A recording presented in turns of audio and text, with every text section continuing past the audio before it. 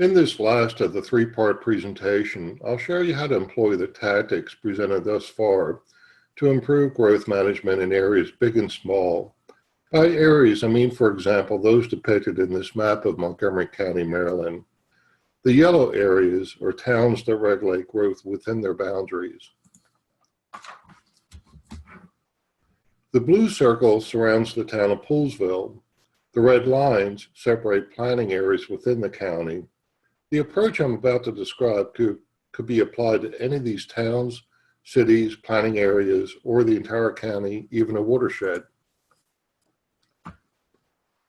Growth should be managed so that each new development project preserves the quality of our schools, keeps our waters clean, and prevents roads from becoming congested. Each project also offers opportunities to make our schools, roads, and environment even better. This is the basis for quality of life growth management. Here are the 14 quality of life factors most affected by growth: affordable housing, air quality and transportation, farmland preservation, flooding, historic and cultural resources, keeping taxes low, park and recreation area congestion, police, fire, and emergency medical services, school overcrowding, the quality of streams, lakes, rivers, and tidal waters, traffic congestion, tree and forest preservation, walkable, bikeable communities, and water supply adequacy. Not all of these factors are relevant to every area, of course. After all, most cities have little farmland to preserve. Comprehensive plans should show how future growth will be managed to minimize negative effects and maximize the benefits. These plans tend to get dismissed as unenforceable, but you're about to see that they are the perfect tool for mobilizing widespread public support for responsible growth management. Usually, comprehensive plans cover a period of a decade or more into the future.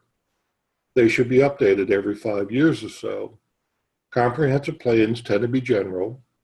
The recommendations in a plan are implemented through specific provisions of zoning ordinances and other development regulations. Every comprehensive plan should provide these 3 items of information: current conditions, future conditions with the anticipated growth, plus actions to resolve the impacts of the anticipated growth. In the next few slides, you'll see examples of how a good comprehensive plan would present this information with regard to schools, clean water, and traffic congestion. We'll use schools as the first example of this information. Generally, optimum student enrollment is viewed as 80 to 100% of school capacity. The capacity of a school is based upon the number of classrooms and a set number of students per classroom. For elementary schools, a common standard is 20 students per classroom. So the 4-room classroom that you see here would be able to accommodate 80 students. Many local school boards have developed student yield tables for estimating future enrollment based on the anticipated increases in the number of housing units. For example, on average, each new home adds about a half a student per year to schools. This varies, though, with housing type, income levels, and other demographic factors. These 3 tables illustrate what a good comprehensive plan should provide with regard to anticipated growth in schools. The tables show how student enrollment compares with the capacity of 4 schools in a hypothetical town. The utilization figures in the far right column are computed by dividing student enrollment by school capacity. Utilization should not exceed 100% of school capacity. Note that Table 1 shows that 3 of the 4 schools presently exceed 100%, or the optimum utilization capacity. U.S. population is growing at a rate of slightly less than 1% per year. If the same growth rate applies to our hypothetical town, then 322 more students will be added between 2017 and 2026. Since school capacity will not increase over the next decade, Table 2 shows that overcrowding at the three pink highlighted schools becomes even worse by 2026. A good comprehensive plan would not end with Table 2. The plan would recommend actions to halt overcrowding and restore optimum conditions. Table 3 shows that this goal can be achieved by building one new elementary school and adding 8 more classrooms to the middle school. Carrying out these actions brings about a net improvement in quality of life, as illustrated by all 4 schools dropping below the 100% utilization level. The comprehensive plan should also show how actions like impact fees will be used to shift the burden for expanding schools from taxpayers to those who profit directly from development. Development impact fees are now allowed in at least 29 states. These fees can range from $500 to $25,000 for each new home built. Now let's turn to how growth affects the quality of the waters we drink and use for swimming, fishing, and other uses. Here you see a common system for rating the quality of streams, rivers, lakes, and other aquatic resources. With excellent quality waters, there's no limit on uses. Good quality waters are fit for swimming, fishing, and most other uses, though they require treatment before coming out our faucets. Fair quality waters are too polluted for direct body contact and definitely shouldn't be consumed. Poor quality waters are unfit for just about all uses. The most reliable ratings are based on fish or other biological monitoring methods, like that being done on the left. Chemical monitoring, like that being done on the right, doesn't reveal all aquatic resource effects of growth. The data from either method should be used to prepare maps and tables showing the current condition of all waters in the area covered by a comprehensive plan. With regard to estimating the effect of anticipated growth on water quality, this can be done by projecting land use changes. The land draining to an aquatic resource is known as the watershed. The types of uses dominating a watershed are a primary factor determining water quality. Forest-covered watersheds produce excellent quality waters. Watersheds dominated by farms tend to be of good to fair quality. And the more intensely developed a watershed, the poorer the quality of its waters. Again, these relationships can be used to project how anticipated growth will affect water quality. Here we have a map of waters in a very rectangular town. The watershed or land area draining to these 4 water bodies is separated by the black lines. This map shows the current quality of the 4 waters. The tables in the lower left shows the color coding for the 4 quality levels.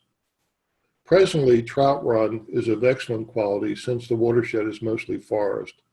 This makes Trout Run fit for swimming, wading, fishing, and canoeing, and any other use. Jones Lake is a popular recreation area and serves as a town water supply source. There is concern though, that future growth may increase lake pollution. The watershed of Town Creek has been intensely developed, making the creek of poor quality. Johns River drains a suburban area, resulting in fair quality. Though the river is near many homes, parents are discouraged from allowing their children to come into direct contact with its fair quality waters. Recent advances have made it possible to greatly reduce, maybe even eliminate, the water quality impacts of growth. The key is to treat runoff from buildings, parking lots, and other impervious surfaces with highly effective measures like the bioretention facility pictured here on the left. These facilities are designed to treat 90% of all runoff. As runoff passes through the filter medium, 80 to 95% of stormwater pollutants are removed. The graph on the right shows that bioretention and infiltration measures are the most effective measures. Our projection of future growth water quality impacts should take these measures into consideration, provided that there is a very good inspection and maintenance program in place. This is an example of the type of water quality and growth effects information a comprehensive plan should contain. Presently, the 4 waters in our town are of poor to excellent quality. Anticipated growth is likely to degrade 3 of the 4 waterways. If the actions in the far right column are fully implemented, then the present quality of all waters is not only preserved but enhanced. Town Creek gets better because an existing shopping center, which lacks runoff treatment, is redeveloped with highly effective measures. These measures reduce shopping center runoff pollution, which improves Town Creek quality from poor to fair. For the final example, we'll turn to traffic congestion.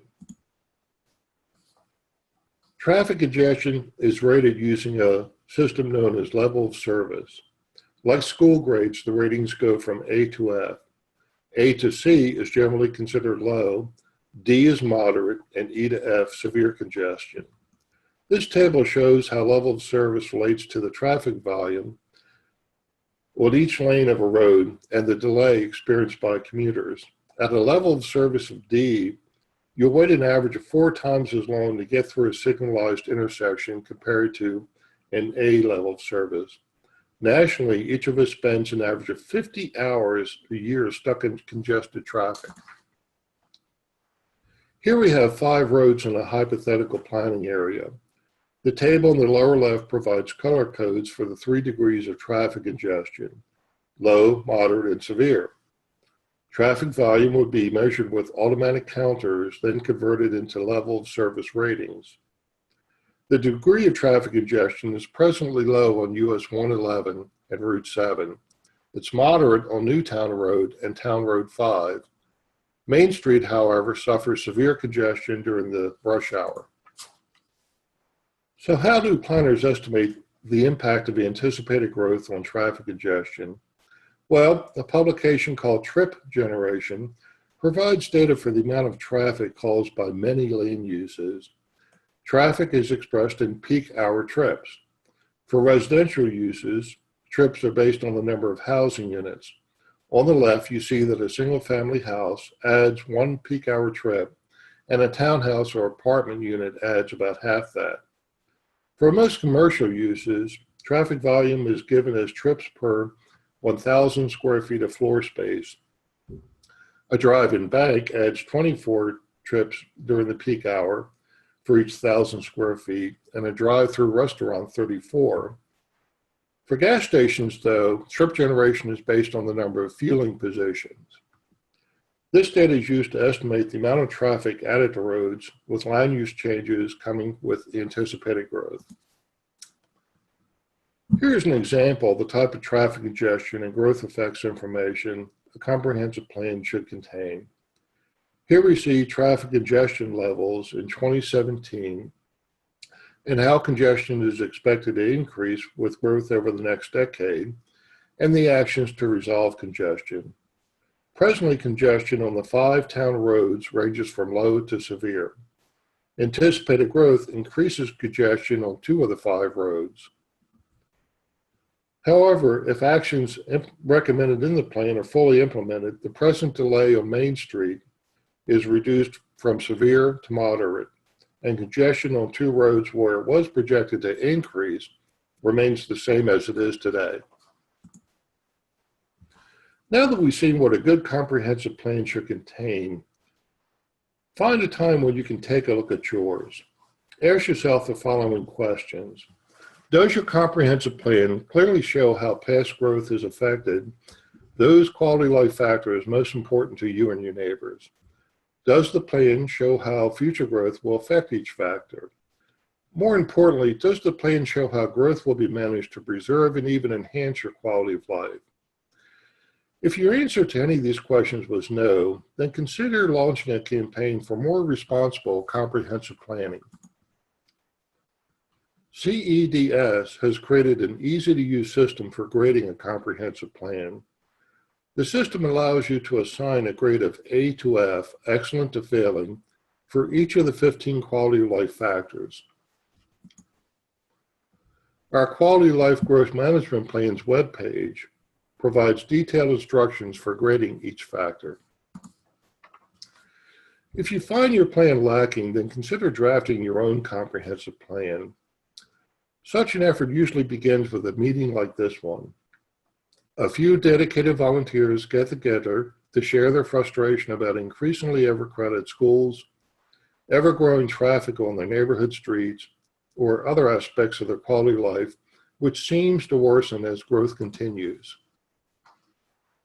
At the meeting, first decide which of the quality of life factors are of greatest concern to you and your neighbors. In the first part of this presentation, we learned that a public opinion survey revealed that a clear majority of Poolesville residents opted to cap growth at 6,500. Conducting your own survey is a great next step after your initial organizing meeting. From the survey, you'll learn which issues your neighbors view as most important, as well as which solutions they favor.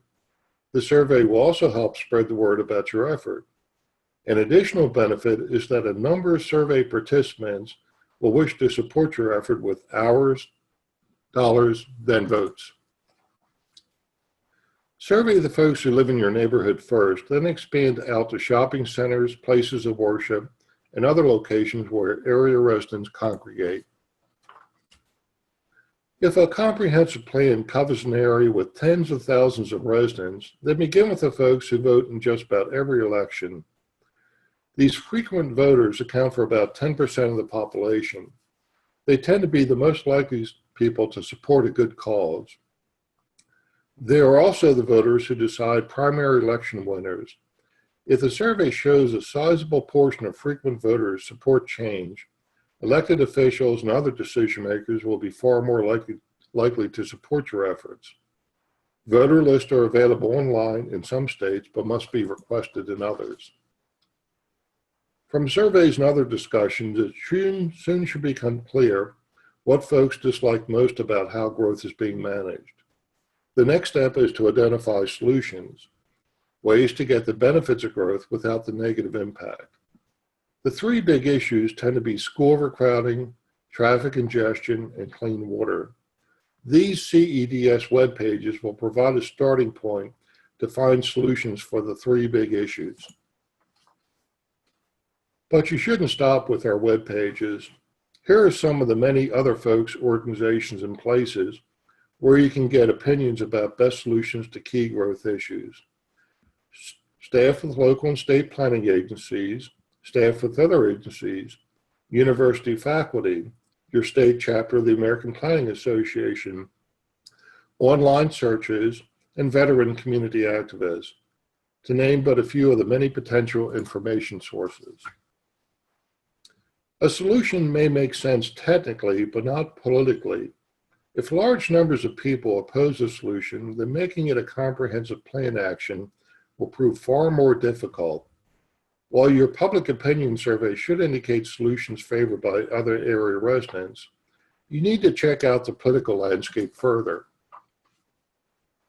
Talk with folks who know the political landscape, beginning with those most likely to support your effort. For example, local and state elected officials tend to develop a reputation for being pro-community or pro-development. Schedule a meeting with a member of the local elected body who has the best reputation for being pro-community. Present the solutions you're considering, then ask for their take on which would be easiest to implement. If they raise concerns regarding your pet solution, don't argue. Instead, ask if they see a way to modify the solution to make it more palatable, or ask if there's an equally effective alternative that's more likely to fly. When you feel you've identified the growth issues of greatest concerns to area residents and that you have good solutions, begin aggressively mobilizing voter support. Begin small at coffees where supporters invite their neighbors over to hear what you have to say. Build on these small meetings by making a presentation at larger neighborhood meetings, and then go into gatherings of hundreds of people. The decision makers you must win over to growth management is usually a town or city council, a county board of supervisors, or some other local elected body.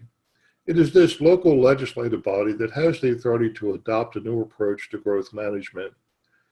Your goal must be to get a majority of these elected officials to openly support your plan. The request for support is best done by meeting individually with each official. Try to get someone from the largest citizen group supporting your effort to attend the meeting. Ideally, these groups should represent folks who live in the official's district or within their political base. For further advice on winning elected official support, see Chapter 39 in our free 300-page book, How to Win Land Development Issues.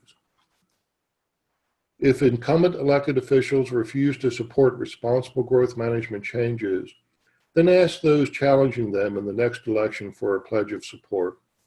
Don't be too surprised, though, if these challengers come from the dedicated volunteers among your own ranks, as Martin Radican did. If you'll recall, Martin led Protect Our Poolsville in the successful effort to reshape Wilshire so it would preserve and enhance quality of life. Here, Martin is pictured in the center during his recent swearing-in ceremony as a brand new Poolsville Town Commissioner. Once the good folks you elect adopt your comprehensive plan, they should act on other important elements of a responsible growth management system, such as training staff and planning board members to help citizens and developers solve problems, adopt an adequate public facilities law to prevent school overcrowding, traffic congestion, and other impacts, institute impact fees so taxpayers do not bear all the cost of growth, and improve public participation through effective notice, community input meetings, posting project plans and documents online, and other measures. But here's where most good growth management plans go off the rails. Correcting the damage caused by past poorly managed growth is usually expensive. Paying for repairs like new schools may require shifting funds from other uses, increasing taxes on everyone, or just on developers. All three can generate intense opposition. Therefore, it's vital that you and your allies be there to help your elected officials find the most equitable solution, then to back them in carrying it out. This last slide shows that the approach works just as well in areas many times more populous than Poolsville. The Valleys Plan on the left was created by a group of citizens in the 1960s. The goal was to halt growth that was sprawling out from Baltimore City and gobbling up farm and forest land. The map on the right shows how development has sprawled out from the city since the 1960s. Note that it sprawled in all directions except two, the Greenspring Valley and the Long Green Valley. While the Valleys Plan focused on Greenspring Valley, it launched a countywide effort that also allowed Long Green Valley residents to protect their area. As you can see, an effort begun by a handful of citizens has protected both valleys for 55 years, despite incredibly intense opposition by the development industry. There's no reason you and your neighbors cannot accomplish the same. Thank you for taking the time for this presentation.